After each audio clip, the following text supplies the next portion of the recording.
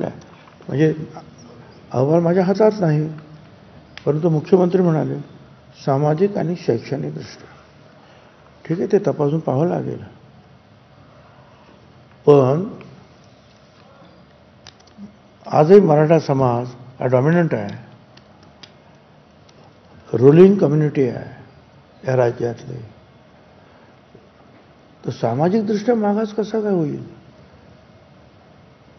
मागच्या 5 आयोगाने नाही म्हणून सांगितलं, सुप्रीम कोर्टाने मागास होऊ शकत नाही म्हणून सांगितलं.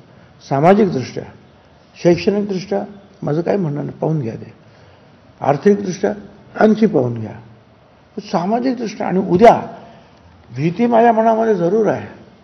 अर्थात ती अजरतरचा प्रश्न आहे की उद्या सुप्रीम कोर्टाने सांगितलं ठीक आहे ते मागास आहे, पण वेगळं आरक्षण 50% वरती देता येणार नाही, आणि मागास असेल तर टाका ओबीसीमध्ये, म्हणजे झालं का सगळं बरोबर? ही भीती आज आमच्या मनामध्ये आहे. आणि असं जर झालं तर मी तुम्हाला नक्की सांगतो की ओबीसी समाजामध्ये फार मोठी अशांतता निश्चितपणे पसरेल आणि त्याला कुणाही नेत्याची सुद्धा गरज लागणार नाही. आजच या सगळे सोयरेच्या विरुद्ध लाखो हरकती ज्या आहे मराठा समाजाचे ते चाललं ना सगळे सोयरे, त्याच्या विरुद्ध ओबीसी आणि इतर लोकांनी दिलेले लाखो. असं काय म्हणतात की आम्ही ना हरकत मागितलेलंच नाही तुमच्याकडे. हो, तुमच्याकडे मागितलं काय? हरकत काय ते सांगा कोणा. त्याच्यामुळे जे आले ते सगळे हरकतीचेच आलेले आहेत आणि ते लाखोच्या संख्या. म्हणजे लोक जागृत आहेत.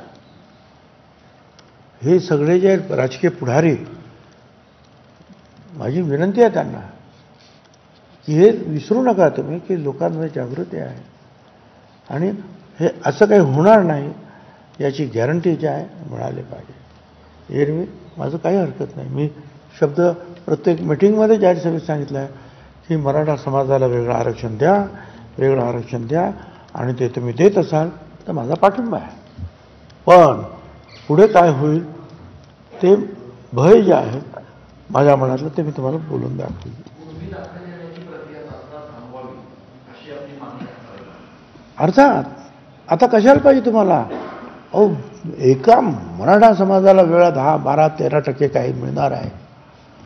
मग तुम्हाला हे 17%च्या 374 जातीत येऊन बसायचं कारण काय? तुम्ही किती जरी म्हणाला धक्का नाही, तरी सगळ्या मराठ्यांना जे आहे खोटे दाखले देण्यात आलेले आहेत. आणि त्यांना जे आहे काढून ते थांबवून ताबडतोब ह्या 10, 12, 13% जे काही तुम्हाला आणखीन द्या, 15% द्या, माझं काय म्हणणं नाही, वेगळं द्या. यांच्या आरक्षणाला धक्का लावू नका, एवढंच माझं म्हणणं आहे.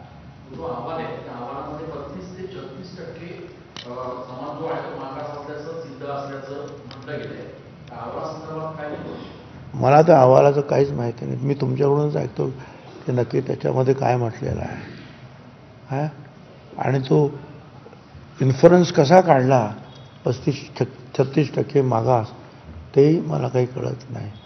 सामाजिकदृष्ट्या मागास, गरिबी आहे, मान्य आहे ना, गरिबी आहे म्हणून वेगवेगळे कार्यक्रम सरकार घेत असते.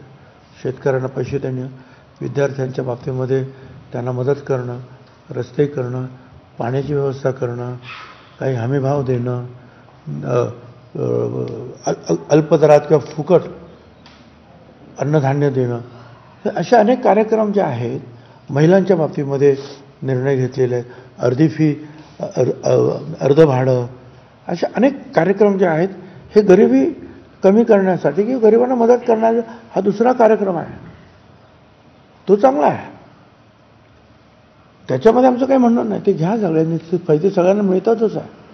सामाजिकदृष्ट्या मागास आहे का मराठा समाज, आणि तो सामाजिकदृष्ट्या मागास आहे का याची तुलना ही इतर समाजाबरोबर केला पाहिजे. एखादा पाटील आणि समोर असलेला आदिवासी, कोण मागास आहे? पाटील आणि एखादा दलित समाज, कोण मागास आहे? पाटील आणि एखादा रामोशी, एखादा बिरड, एखादा वंजारी, एखादा धनगर, एखादा माळी, एखादा सुतार, एखादा कोल्हार, कोण मागास आहे? तर मागास ही